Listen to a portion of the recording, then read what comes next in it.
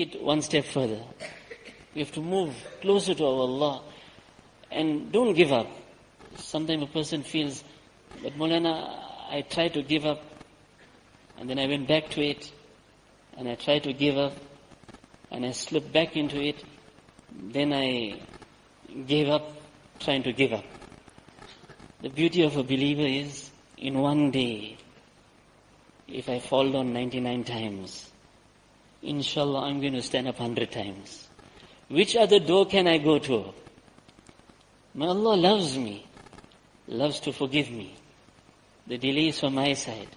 So we have to continue trying, continue crying, begging of Allah. Mufti Sahib says, for courage, encourage.